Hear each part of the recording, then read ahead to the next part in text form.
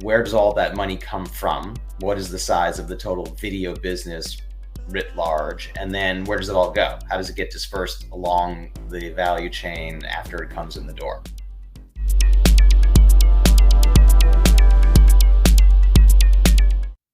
Hi everyone, for today's episode of A Guy with a Scarf, I'm happy to have with me Doug Shapiro. Hi Doug. Hey Carlo, how are you? Or should I call you Guy with a Scarf?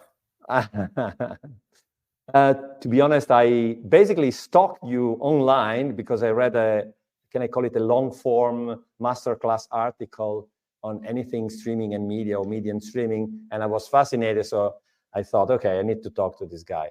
So you want to tell me, a bit about you, how your journey to where you are now?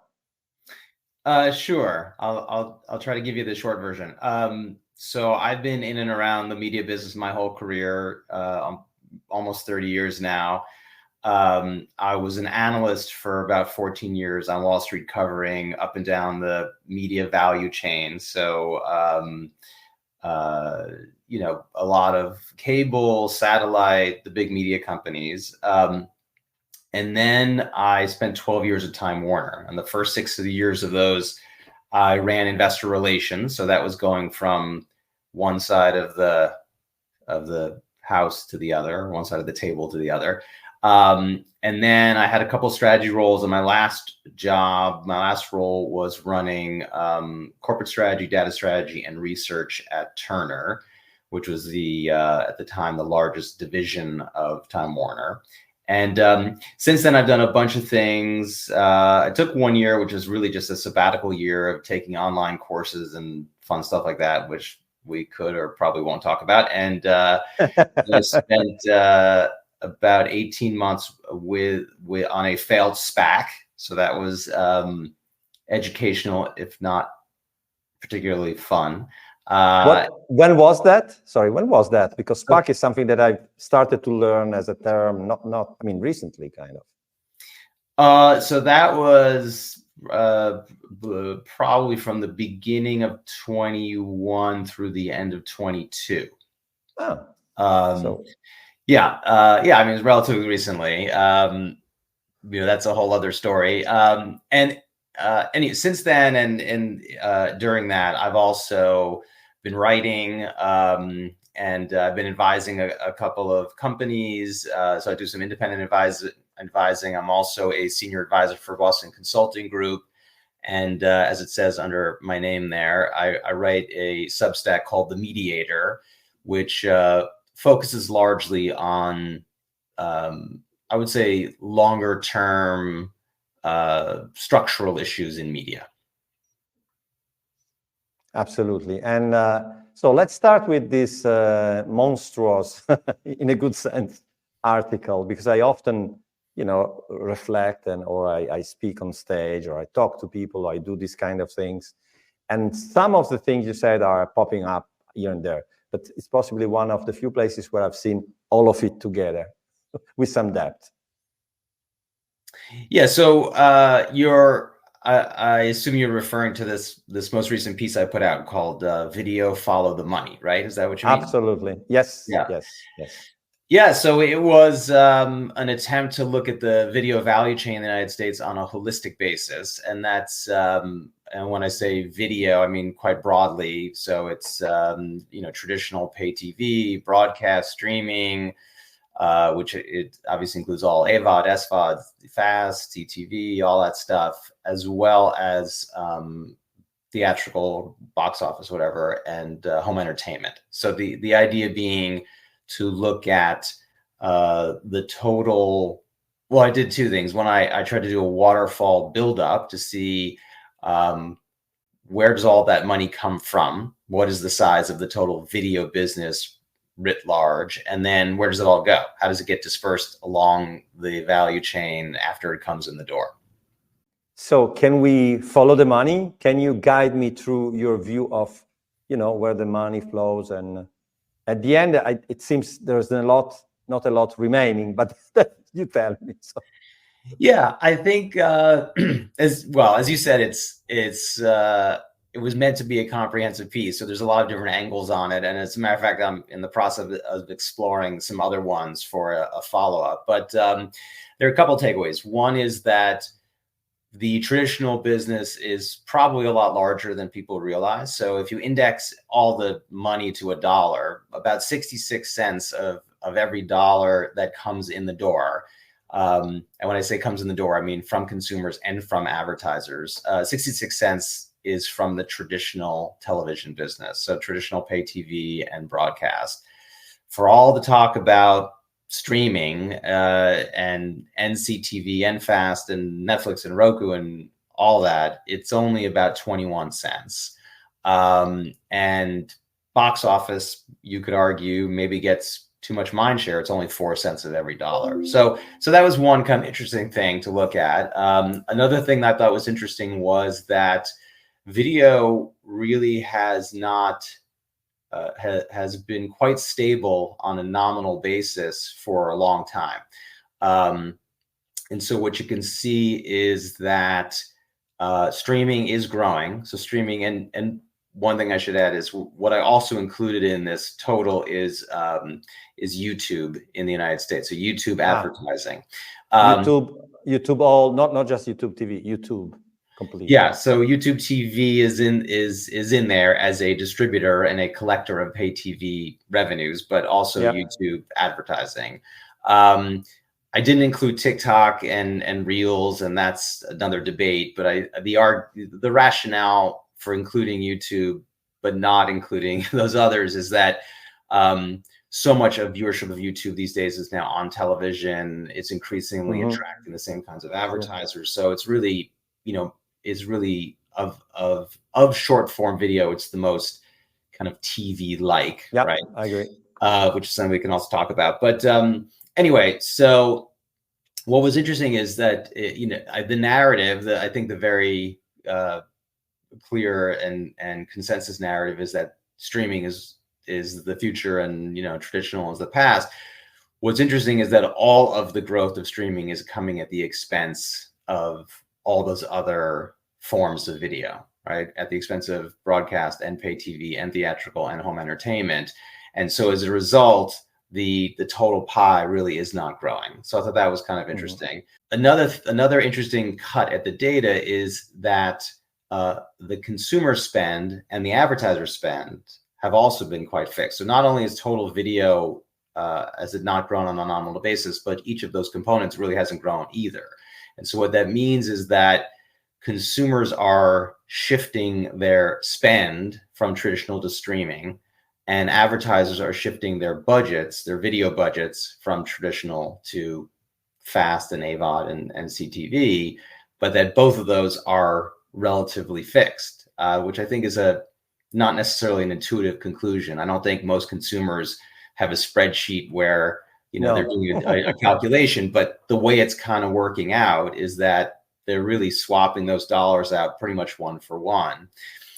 And then a last implication that follows from that one is that both consumer spend and advertiser spend are losing ground, on a real basis, meaning that so consumer video spend is declining as a proportion of personal consumption expenditures, PCE, and advertiser video spend is declining as a percentage of total ad budgets.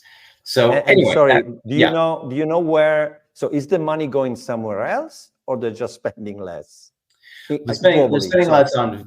So if we're talking about advertisers, they're spending less on video. Most of that, it's all going to digital, right? It's all going online. Okay. Which also includes social, etc., right? Well, yeah, it includes social search. Okay. I guess there's still some display in there, but yes, it's.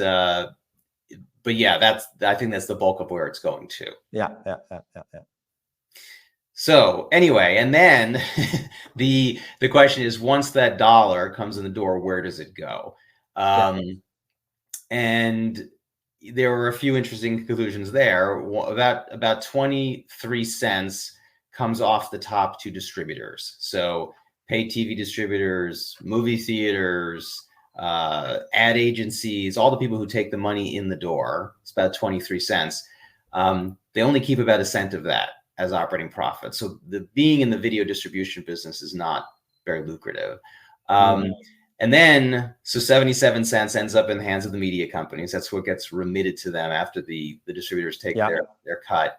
And of that, about 50 cents goes to content. Wow. Yeah, so it's a lot. And of that 50 cents. Can I stop you there just to be specific? Sure. When you say that 23%, as we are talking about the whole, so in theory, am I right assuming that when we talk about streaming, there is no distribution? True or not? Not entirely true, because in streaming, you have a combination of, I think most of people think of it as a direct to consumer product. And so for the component that's direct to consumer, then yes, nothing comes out in that 23 cents. But there are, there's a lot of streaming services that are still sold through third parties, on Amazon channels or through Roku. So yeah, so of the 77 cents or percent, either way, 50 cents of that goes to content, and about 40 cents of that goes to entertainment content, and about 10 cents of it goes to sports content, which is, largely sports rights. Yeah. And then the media companies end up keeping about 12 cents in operating profit at the end of the day. So it's about maybe a 15%, 12 of the 77 cents would be about a 15% operating margin. Yeah. So anyway, yeah, it was, I think if you step back, it was interesting to me. I've been following this business, forever, at least forever from my perspective. And there were still things that jumped out at me that were not obvious. And obviously I come from sports. So what is the specific of sports? I think on one end, it's a bit different between US and Europe, but in the US, it seems sports matter a lot, especially in this moment where everything is bundling, rebundling. They still understand what is really keeping, the customer in. What's your view on sport, live sports, etc.?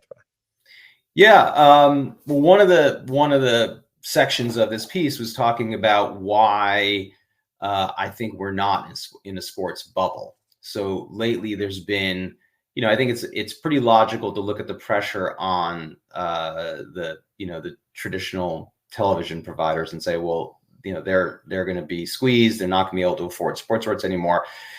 But I think when you look at that disparity between entertainment spend and sports spend, then it shows why there's probably not a bubble, and why a lot of that, why there's room for that 40 cents or, significant portions of that 40 cents to be reallocated to sports. Mm-hmm. Because what's happening right now is sports is outperforming on viewership. It's outperforming on monetization, meaning, that the monetization per hour of consumption is higher.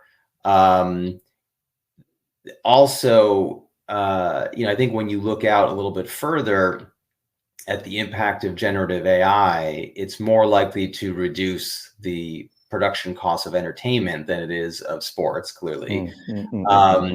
And it also is more likely to commoditize the value of entertainment content relative, and therefore increase the relative value of sports. So I think there's, as I said, it's certainly logical to conclude that the pressures in the ecosystem are going to ultimately affect the licensors' ability to pay for sports.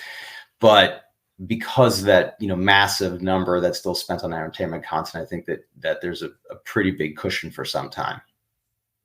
The pithy end is there's kind of like sports and everything else, and then within sports there's NFL and everything else. Yeah, true.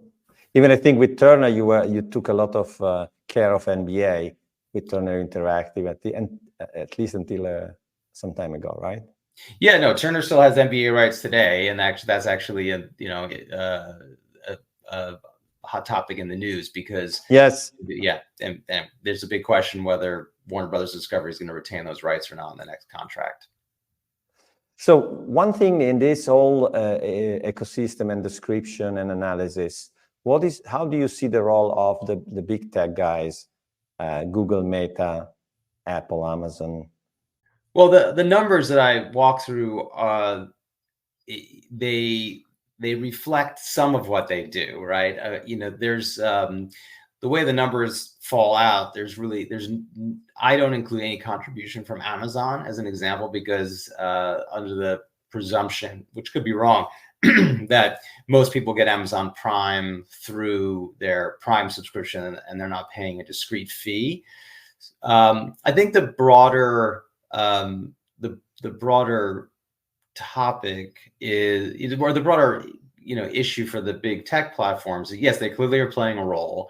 I think that what's very interesting is that they are all obviously multi-product, multi-line businesses, and they are able to use video to cross-subsidize something else, right? So if you're Apple, you're most interested in locking people into your device ecosystem. If you're Amazon, you might know that people who watch more video buy more toothpaste or shoelaces or whatever.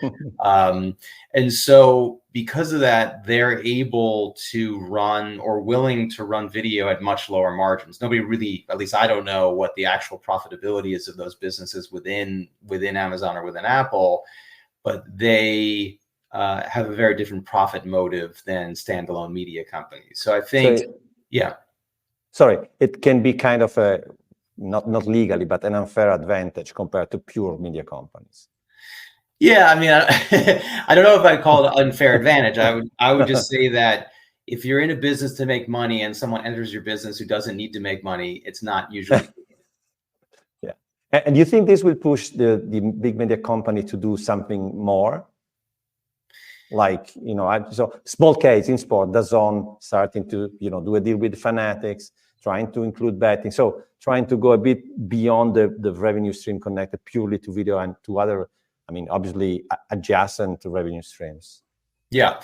Well, if Disney already does that, right? Disney has a very large experiential, events, live experiences, parks, obviously. They're doubling down on their capital expenditures in parks over the next I think they've talked about a $60 billion number of capital going to the parks. So they are also a multi-product business in that sense. NBCU to a lesser degree. Well, Comcast is as well because of their distribution assets, and even within NBC Universal, they have parks too. I think if you're a standalone media company, it's going to be difficult. I think it's going to be very challenging. As you know, Paramount is in the middle of sale discussions. I think there are, some real questions about whether Warner Brothers Discovery will be a standalone company in a few years. So yeah, I think it's going to be, I think it's being very challenging to be a standalone entertainment company. So all of this has been quite a very complex matter, but fascinating. You said before, because I didn't forget that you're thinking of a follow-up article. Why? What do you think you still need to analyze? Well, there's a bunch of things. One is just looking at a longer time series of the data to understand when the inflection points were. So, for instance, I was just looking at it, and I could see that, as I mentioned, so consumer spend has been declining as a proportion of PCE, personal consumption expenditures, over the last several years. And video ad spend has been declining as a proportion of total ad budgets. both of those things really started to happen around 2015. So we're going on almost a decade now that video has been losing ground relative to other expenditures, right? So that's one angle. I think it's also interesting. Well, the angle I'm looking at now, which I haven't finished, is trying to take a harder look at sports and sports rights and where sports rights are going, and the ability of the ecosystem to absorb those rights increases. That's so let's get back maybe in 6 months to see where you are and where the market are. Thank you, Doug. Sure. Thank you, Carlo.